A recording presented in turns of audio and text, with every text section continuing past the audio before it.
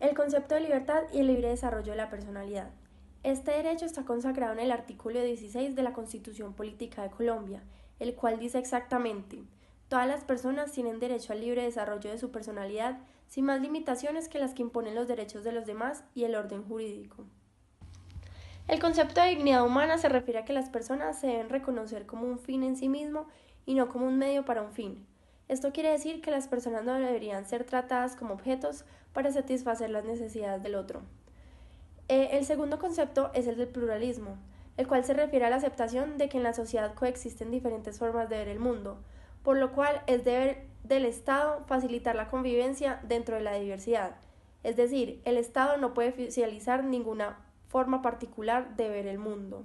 Ahora hablemos del concepto de libertad.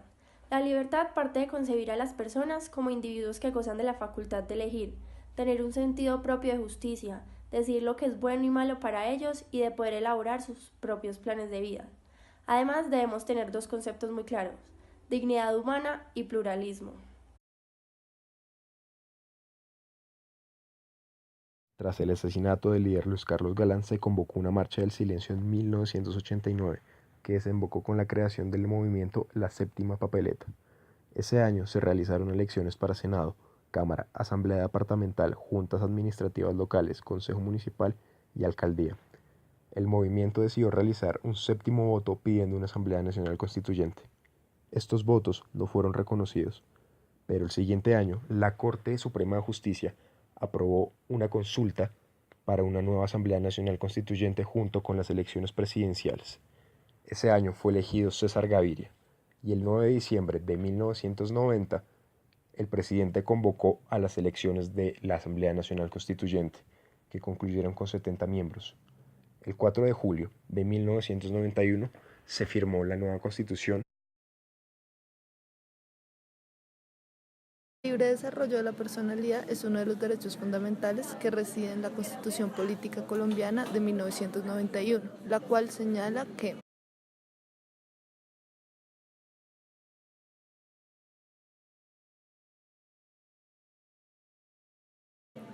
este derecho puede ser visto en diferentes contextos, tales como las instituciones educativas como colegios y universidades, en las cuales su principal objetivo debe ser fomentar acciones pedagógicas para favorecer el libre desarrollo de la personalidad y de esta manera fomentar personas autónomas capaces de desenvolverse en la vida cotidiana, teniendo como prioridad sus derechos y sus deberes. Algunos ejemplos de la expresión de este derecho es el comportamiento de las personas que en establecimientos educativos o laborales, por ejemplo, la autonomía de cada estudiante o trabajador de expresar por medio de su personalidad algunos intereses religiosos o políticos, o también a la hora de vestirse o simplemente de hablar, hacerlo de manera autónoma y voluntaria, debido a que en muchos casos algunas instituciones laborales o educativas impiden el uso de ciertas prendas, símbolos religiosos o alternativos tales como piercings, color de cabello o tatuajes, entre otros.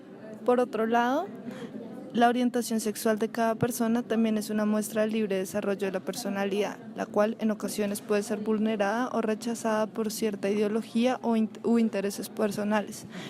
Finalmente, el libre desarrollo de la personalidad es la capacidad de cada persona de ser autónomo a la hora de expresar sus intereses y orientaciones sin vulnerar las de los demás o los parámetros jurídicos.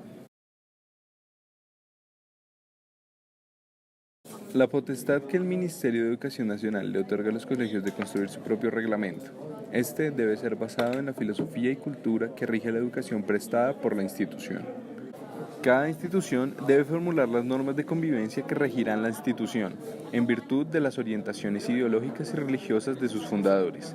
Este reglamento debe cumplir con las disposiciones emanadas por el Ministerio de Educación Nacional y coincidir con el proyecto educativo institucional. En este sentido, el colegio está en todo el derecho de prohibir el uso de cabello largo y el uso de piercings y aretes en los estudiantes, claro, siempre y cuando esté contemplado y estipulado en el reglamento, y no atente contra los derechos generales consagrados en la Constitución colombiana. Si bien los reglamentos o manuales de convivencia obligan a la entidad que los ha expedido y a sus destinatarios, no pueden desconocer los principios que emanan de la Constitución, sino que deben ser la expresión de dichas normas, porque regulan los derechos y deberes de los estudiantes dentro de la comunidad educativa.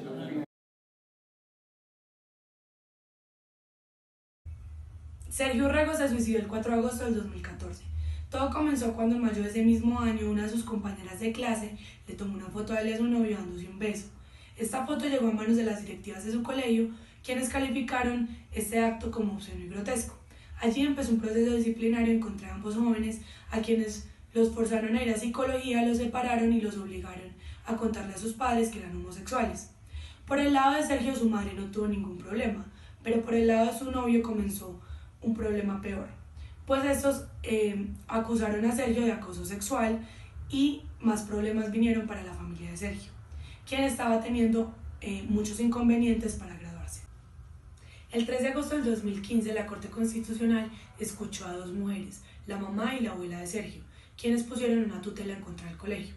La Corte aceptó que Sergio se había sido discriminado por la institución, pues al darse cuenta que la relación sí fue consentida por ambas personas, el colegio aceptó la denuncia de acoso sexual en contra de él y la tomó como por cierta. Para este caso ya hay una persona presa y es la directora del colegio, quien aceptó sus hechos y fue mandada a prisión. La relación del Estado en cuanto a este derecho, si se da a profundidad, es permitir la construcción de cada quien como persona, usando la totalidad de los derechos individuales sin que estos afecten a los demás. El avance del Estado en cuanto a la protección de este derecho se ve más claro en la comunidad LGBT, siglas que definen a la comunidad de lesbianas, gays, bisexuales y transexuales. En torno a esta comunidad existe una sentencia que es la T-594 de 1993, la cual también nos permite ampliar el espectro conocido, el cual está relacionado con los manuales de convivencia y también nos permite solucionar varios casos diferentes. Por jurisprudencia de la Corte Constitucional se ha logrado evidenciar que la protección a este derecho es quizás la que más relevancia ha adquirido, ya que a lo ancho de su concepto logra abarcar la totalidad de la esencia de un individuo. En términos de sentencias también hay información bastante relevante, aunque la mayoría de estas se refieren a casos de disputas con menores de convivencia escolar. Muchas de estas sentencias también han privilegiado y garantizado los derechos de la comunidad LGBTI, como lo es el caso de la T-594 de 1993, donde se reconoce el derecho que tiene una persona transexual a cambiar su nombre de nacimiento. También lo es la C-507 de 1999, donde se declara inconstitucional considerar una falta de honor militar que un miembro de las Fuerzas Armadas mantenga relaciones homosexuales. Y tal vez la más sonada de todas es la C-577 de 2011, donde se reconoce a las parejas homosexuales como familia.